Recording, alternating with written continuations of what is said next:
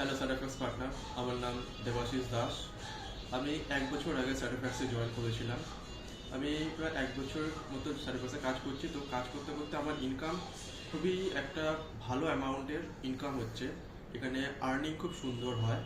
মানে আপনি আপনার সময় সময় মতো কাজ করতে পারবেন, কেউ কোনো চাপ দেবে না, কোনো চাপ নেই। আপনি আপনার ইচ্ছা মতো ইনকামও করতে পারবেন যত খুশি। মানে এখানে ইনকামের কোনো লিমিট নেই। তো আপনি যত খুশি ইনকাম করতে পারবেন।